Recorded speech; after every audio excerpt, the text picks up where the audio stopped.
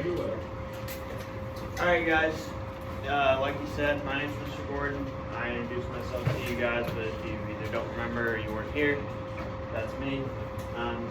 I am going to be teaching you guys today about competition and market structures. I know this is your first day into the new unit, so this stuff is going to be pretty important in terms of building on for the rest of what you guys are going to learn until your next exam. So the first thing I want you guys to do, raise your hand if you have ever been to a farmer's market. Okay, so farmer's market is going to be a good, pretty simple example of how economy works. It's very much buyers, sellers, meeting in one place on a fairly small scale. So as we go through this, I'm going to use that along with some other larger scale examples later. But I want you guys to keep that idea of a farmer's market in your mind, right? Do you guys enjoy going to the farmer's market? Raise your hand if you enjoy going. Okay, raise your hand if your mom drags you there and you don't enjoy going. Okay, well that makes me feel bad because that was me every Saturday. Around 7 a.m. Wake up, we're going to the farmer's market. I'm like, please, please. She's like, yes, and we're going for 4 hours. All right, so market structures. There's a couple of these, okay? There's actually 4 of them. So, market structures is the nature and degree of competition among firms doing business in the same industry. So, what that means in terms of less definition type answer is that market structures is how businesses interact. And not just any businesses, but businesses in the same industry. So in terms of that farmer's market, if there's 2 people who grow strawberries and they take them to the farmer's market and they sell them to people buying strawberries, how all of those different parts interact would be market structures. So, laissez-faire. Not an English word, okay, that's alright. What that means is that allow them to do. I believe, Mr. Ash, you can tell me if I'm wrong, I think that's French. Yep. Never been French, but it sounded French, so there we go. So what that means is that basically you allow buyers and sellers to do what they want to do without a whole lot of regulation. The guy who coined that term, his name was Adam Smith. As you can tell from the picture, he lived a long time ago. But the government's role is limited. So in terms of that farmer's market, right, you don't have the government coming in, you don't have them saying you can do this, you can't do this, you can't charge this, you can't charge this. That's what that means. In an ideal world, which we'll talk about, this would be pretty pertinent. You wouldn't need a lot of regulation. However, we don't really always live in an economic world like that. Conditions change. So, perfect competition. That's what I was just talking about. So, in a perfect world, in a perfect economy, you'd have this, perfect competition. That's your first market structure. However, this is very rarely, if I would go as far to say never actually really the case. But what this market structure is used for is to evaluate the other ones. So our other market structures, we're going to look at how well they stack up to this perfect competition market structure. Characteristics of a perfect competition market structure is that there's a large number of well-informed buyers and sellers. So in terms of your farmer's market that I had you think of, there's a lot of people selling strawberries and there's a lot of people buying strawberries. And everyone who's selling strawberries is well informed about what they're doing, and everyone who's buying them is also well informed about what they're doing. In a perfect world, that would be the case. Everyone would know exactly how much everything is worth, and they would sell it for that price. They exchange identical products. Everyone's selling the same strawberries. Right? When you guys go to the store to buy strawberries, if you go to the store to buy strawberries, you might pick up the box, right, and look at it, nope, those ones aren't good enough, you put it back. You pick up a different box, you look at them, no, there's some mold on those ones, you put it back. In a perfect world, every box of strawberries would be exactly the same. And everyone selling strawberries, their strawberries would be exactly the same. There wouldn't be one person who grows bigger strawberries or better tasting strawberries or whatever that might be. This represents an ideal situation, as I said, and it's used to evaluate the other market structures. So as we go through the other ones, Like I said, these are going to be sort of put up against a perfect competition market structure to see how it does. And it needs to meet 5 conditions. The 5 necessary conditions for a perfect market structure, the first one is a large number of buyers and sellers. We talked about that one a little bit already. The second one is that they deal identical products. We talked about that one a little bit as well, but that's going to be another one of our necessary conditions.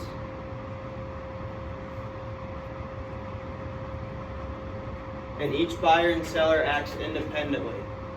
So what we're going to get into a little bit with this later in terms of monopolies, but again, I want you to think back to your farmer's market. You've got all the people selling strawberries. If everyone selling the strawberries was to get together and say, hey guys, if we all raise prices, there's nothing that the people buying them can do. That would not be ideal. In the real world, that does happen.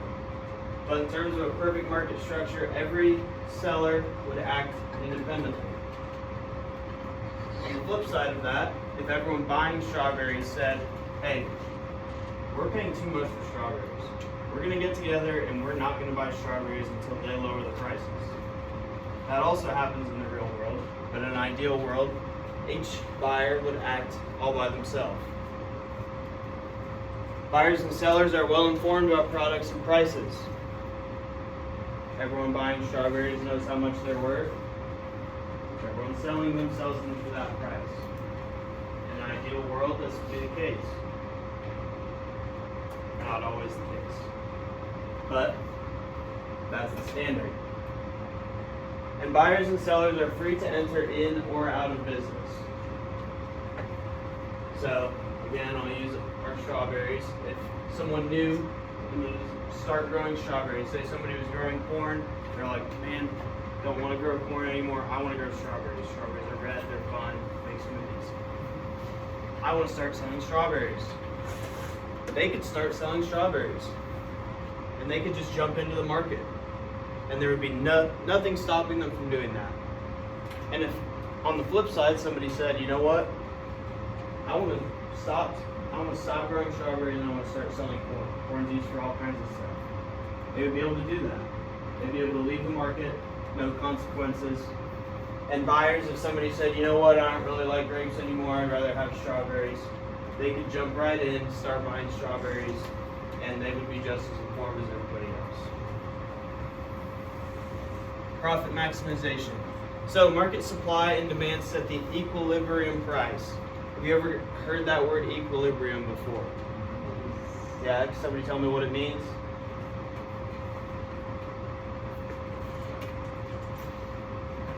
Like when the equals are when the price is equal to what the supply is equal to. Yeah, exactly. So that price is determined by the market, just like what you just said. When that supply and that demand match up perfectly, that's going to be your equilibrium price. Each firm is too small to influence. So this is where I really like that farmer's market example. So in that farmer's market, you've got each person selling strawberries. Maybe there's 20 of them. If one person raises their price on strawberries and the other 19 stay the same, what do you think is going to happen to that person that raised their prices? Yeah, people are just going to stop buying it, right? Because there's 19 other people to go to. Now say there was only one person selling strawberries and they decided that they wanted to raise their prices. Now what happens? Yeah, people buy them regardless. That one firm is too big and they can influence too much. So in an ideal world, each firm or each business or each seller is going to be too small to be able to greatly impact that market all by themselves. Same with sellers. Imperfect competition. That means that it lacks one or more of the conditions that we just talked about. A lot of different structures are going to fall into this. Or most markets, I would say, fall into this. Monopolistic competition. Okay, so that's going to be one of our market structures that we go through. An oligopoly we'll dive deeper into these. I know that you guys might not know exactly what these mean just yet. A monopoly. You guys ever played the game Monopoly? Yeah? That game actually makes a lot more sense in terms of these definitions than you probably knew. What's the goal of the game Monopoly? Aside from get as much money as possible, or win the game. Get properties. What happens when you get all the properties?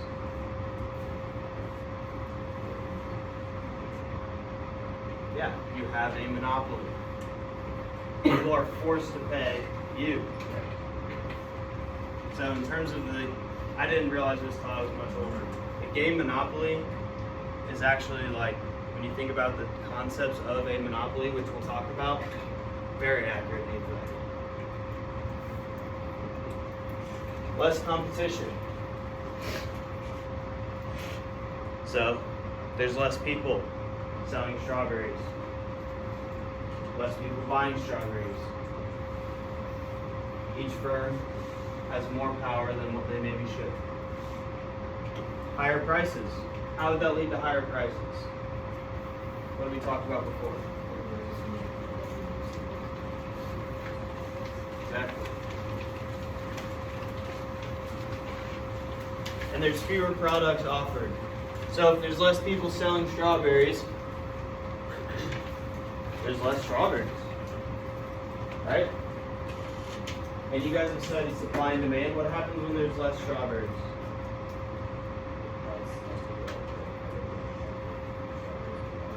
Exactly. So here's our first one, monopolistic competition. What is it? All the conditions of a perfect competition except for identical products. So in terms of our ideal world in the farmer's market, everything's the same.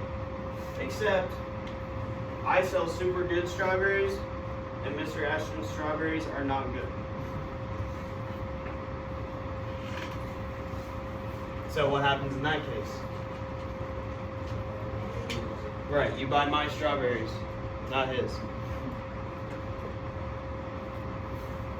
So the products are generally similar, right? They're both strawberries, but they're not identical. And so there's that monopolistic aspect in this, that I have the ability to raise the prices on my good strawberries because I know I have the best strawberries. Everything is the same. If you're going to pay 4 times more for my good strawberries than you will for his okay strawberries, you're just going to go buy his okay strawberries because it's not worth 4 times the price. So I don't have all the power, but I have some. I can raise the prices a little bit because you will pay a little bit more for the better strawberries. You just won't pay as much as I want you to. There is that still competitive aspect like we just talked about. There is multiple people still selling that product. Like I just said, if sellers raise or lower the price enough, customers will ignore minor differences and change brands. So that quality. Think tennis shoes, sneakers, whatever you guys call them. I've been sitting in on some of Mr. Ashton's AP Human Geography and we just went through what everybody calls different things.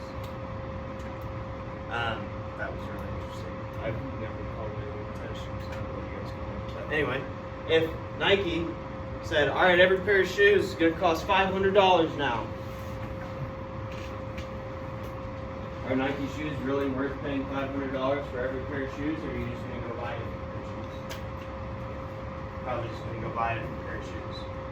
Okay? So there is still that competitive aspect. There's still a lot of people selling shoes, still a lot of people buying shoes. If Nike raises their prices a little bit, you might say, you know what, I really like the quality of Nike shoes. I'll pay a little bit more.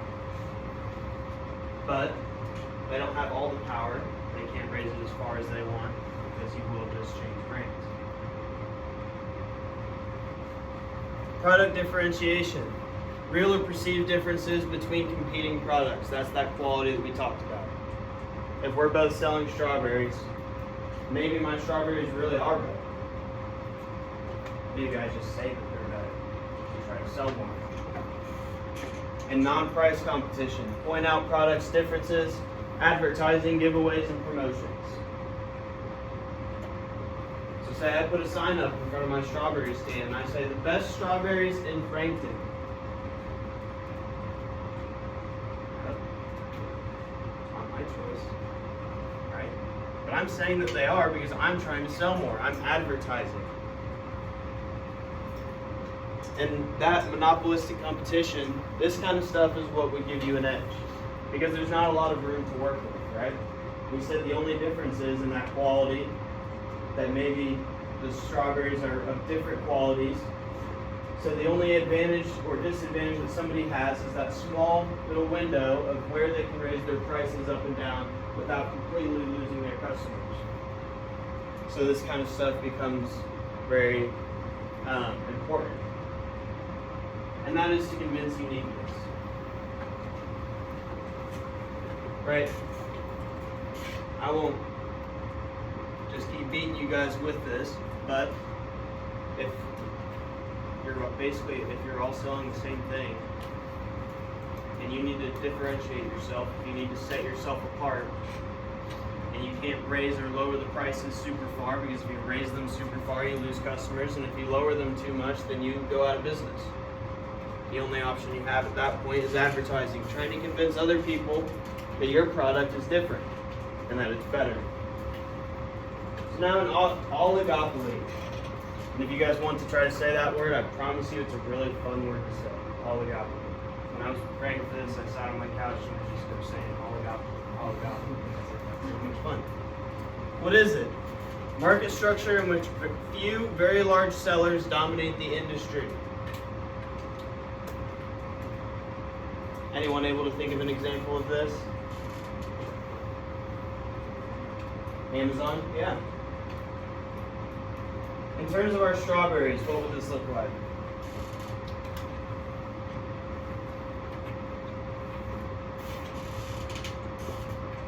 Few very large sellers dominate the industry.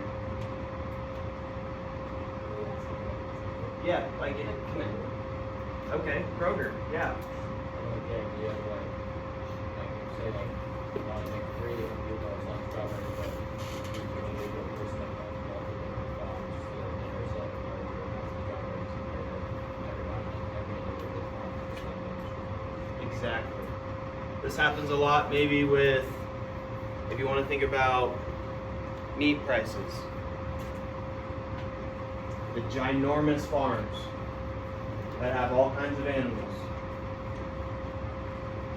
compared to people who just have chickens or cows on their family farm. Distinct features are standardized. Very common. So what that distinct features or standardized, guys, is talking about is that you have your, I'm trying to use one of the examples that you guys came up with, but say that, like I said, me and Mr. Ashley are selling strawberries. We're the only two. And you can tell my strawberries from his strawberries just by looking at them. They're very distinct, but they're also very standardized. Interdependent behavior. So when one acts, the others follow.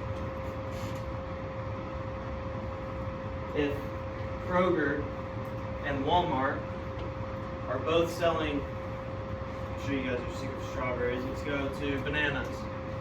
Kroger and Walmart are both selling bananas. And Kroger decides, you know what, we're going to cut the price of our bananas in half. And those are the only two people selling bananas. Pretend there's no other bananas in the whole world. Everyone's going to start going to Kroger to buy bananas. So now what does Walmart have to do? They have to cut their prices as well. And that shows up in pricing. When you've got two people competing for your money, for your choice, that's always going to show up in pricing, like we've talked about. And it shows up in enhancing products. So if only Kroger and Walmart are selling bananas, the whole world, if they can't always get the advantage in how much their bananas cost, they may get their advantage in how their bananas taste and the quality of their bananas. And then there's collusion. Does anybody know what that word collusion means? So, if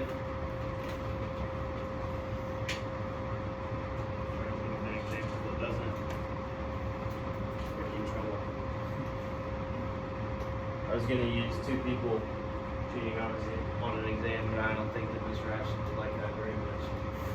So I'll use Walmart and Kroger again. Walmart and Kroger are the only two selling something. Well, the people from Walmart, the people from Kroger, what if they talk to each other and they say, hey, you know what? We could both raise our prices and we would both make more money. They can do that. They're the only two selling. And if they both agree to do that, as buyers, what choice do you have? Those are the only two places to buy it. So that happens a lot more than what you guys think. Collusion, two people working together. I'm not sure the exact definition, but I was going to say usually in a pretty devious way. Right? Like if two people are working together on something positive, no one can be like, well, they're colluding. Right? It's just like they're working together. But all of a sudden, two people are working together to do something that's not so great.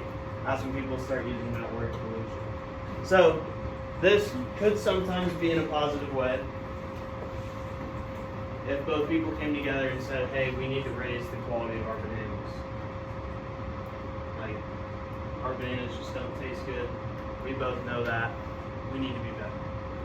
But the reason that this is not perfect competition is because usually they use this in a non-positive way. Price fixing. So that's kind of what we just talked about. They can work together, fix those prices wherever they want because, as it says at the top, there are very, very few large sellers. So those very few sellers, much easier to work together. There's only two people selling something. They can work together a lot easier than if there's 20. Monopoly, here we go. What is it other than a board game? There's only one seller of a particular product. There's a couple different types of monopolies which we're going to get into. But like I said, that board game, if you think back to it, if you guys have ever played it, but maybe not finished it because it takes like 8 hours to play. But goal is to have all of the control in a certain area. That's a monopoly. And this is the opposite of perfect competition. So that perfect competition we talked about at the beginning with the five different requirements. Monopoly is the exact opposite of that. And this realistically only happens in a few cases. It only really happens on some small cases, a couple of regulated cases, but large-scale monopoly hardly ever happens. So, one example of this might be back in way before our time in the 40s, 50s, 60s, that kind of time. There was only really one company that sold oil in the U.S. The U.S. government came in and broke that up. One that's a little bit more recent is that AT&T had essentially a monopoly on cell phones, or cell phone like data, I guess, not the cell phones themselves, but the cell service, right? And Mr. Ashton, do you remember when that was broken up? It wasn't that long ago. It was early 2000s. Yeah. Early 2000s, government came in and told AT&T, hey, you can't do this. And so AT&T split up into, I believe, AT&T, Sprint, and I want to say Verizon. The government came in and told them, you have a monopoly of no competition. We're forcing you to break up your company so that there's competition, so that people don't suffer. But like I said, very few cases of where this actually happens to the exact definition of what a monopoly is. There are very few in the U.S., like I said. We'll talk about some of them. Naturally occurring ones are pretty rare, but you do find them. If there's only one person in town selling strawberries and they can do with that price exactly what they want, that's going to be pretty close to a full definition monopoly. But like I said, that's also a pretty small scale. Like that's not going to affect everyone in the entire United States. So there are a lot of different kinds of monopolies that we're going to get into. There's a natural monopoly, a geographic monopoly, a technological monopoly, and a government monopoly. So those are your 4 types of monopolies. Like I said, we're going to go through those each one by one. A natural monopoly. What is it? A market situation where the costs of production are minimized by having a single firm produce the product.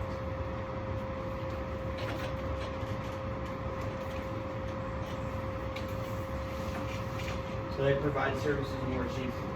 So one example of this might be an electric company.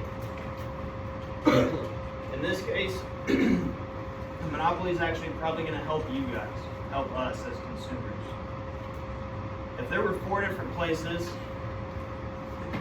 all producing electricity in an area, and they were all in competition with each other, what do you think that would do to the price of electricity? Especially if that collusion happened, right? Yeah. Yeah.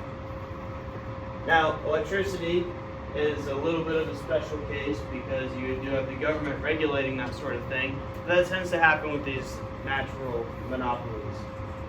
Only having one person produce electricity in an area means that you pay that person's regulated prices, and they don't have to pay that much to produce the electricity because they have a monopoly. Another example would be franchises. If you guys want to get a Baconator, where do you have to go? Wendy's. You can't go anywhere else to get a Baconator. You can go somewhere else to get a bacon cheeseburger. You can't go anywhere else to get a Baconator, especially in a certain area. If somebody else said, I want to come in and start selling Baconators in central Indiana, what do you think Wendy's would tell them? Wendy's is the only person or only business that has the right to sell Baconators in an area, as they're a franchise and there's laws protecting them to do that. And then economies of scale. So sort of what that's talking about is that if someone has to pay, so we go back to our electricity as an example. If they have to pay $1 million to produce electricity for a town, whether that town's 100,000 people or whether it's a town of 10,000 people or 4,000 people, they're still paying $1 million to produce the electricity. So when they service to the entire town, it helps them as a business. Because whether they're serving a small group or all of it, they're paying the same amount to produce it. Which means when they have more customers, it helps them as a business. And when they're regulated, it helps you guys and us as consumers. Average cost of a firm falls, they get large. So, same thing with what I was just talking about. I'm trying to think of another example. We just go back to those franchises. At the very beginning of Wendy's, they probably had to pay a lot more to open their first Wendy's. Granted, with inflation and everything, those numbers might not look that way, but they did. But now, Wendy's has everyone they get their meat from. Their Frosties, their soda. It's a large scale. They know what they're doing. You want to open a new Wendy's? You don't have to do any of that. They've got it for you. Right? Costco. You guys ever been to Costco? It's a magical place. Yeah, it's ginormous. As Costco grows, as there's more Costco's, you as consumer, you pay less because they pay less. Wholesale. You guys don't know what that means to Costco wholesale or Sam's Club wholesale or whatever. The cost of running a business go down sometimes as your business gets bigger. Geographic monopoly. Monopoly based on the absence of other sellers in a certain geographic area.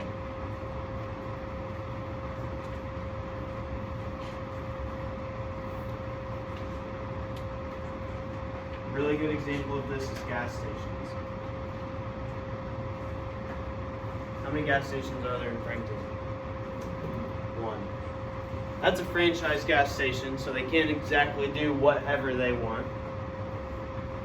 But say Anderson, Alec, none of those places were around. It was 50 miles to the next gas station. What could the gas station here, what could that guy go do with their prices? They can charge whatever they wanted, essentially. Because they're the only one in that area and you have no other choice. How many of you guys have ever been on a long road trip? Just curious, has anyone driven out to the West Coast? You have? Was it fun? No. I haven't, don't really want to. But from the people I've talked to driving through Texas, feels like it takes a day. Actually, it probably does take a full day really to drive through Texas. But if you got a long stretch of highway through the middle of the desert, 100 miles into the desert, one gas station. Because who's building a gas station in the desert? Right? And then 100 miles to the next one.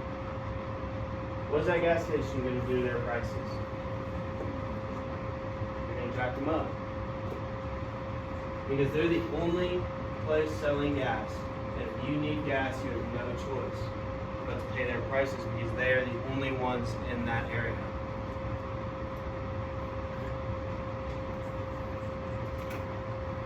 So we just talked about those examples.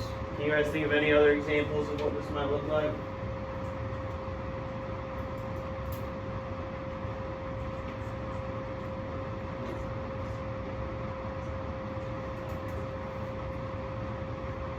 Yeah.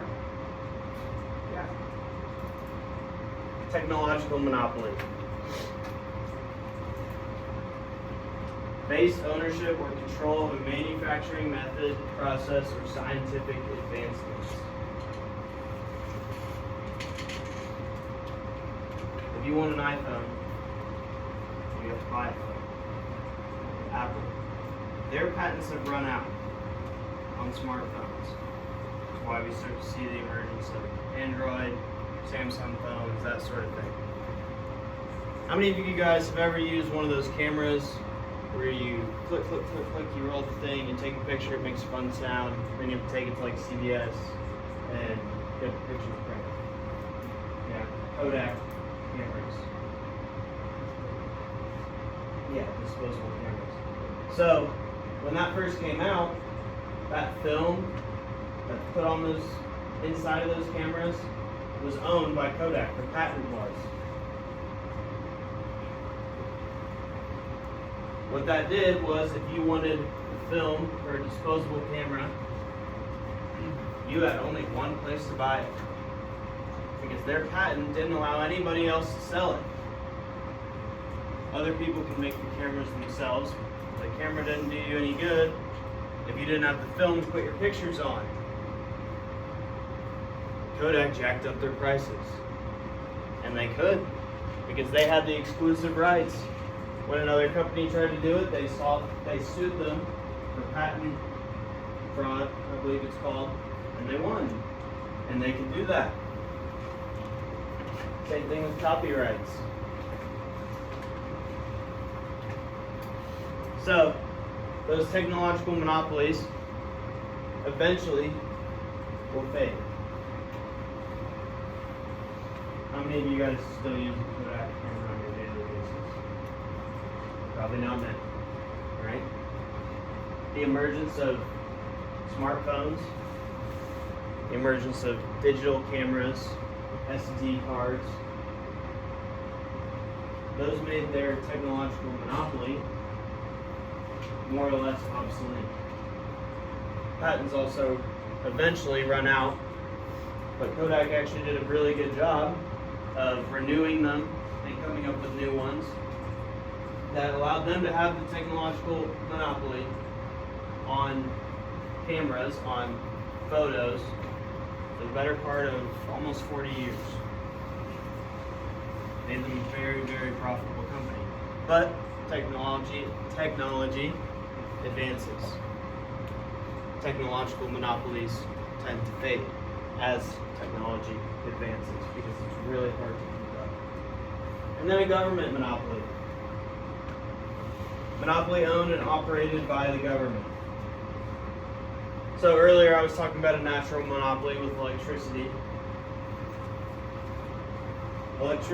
Electric companies tend to be privately owned. They're government regulated, but they're privately owned. Okay, an example of a government monopoly might be water.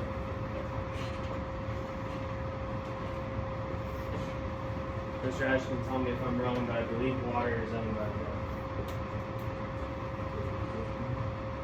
So, when you guys pay for water, or when your parents pay for water, and you guys are seniors, you're really not that far away from having to pay a utility bill.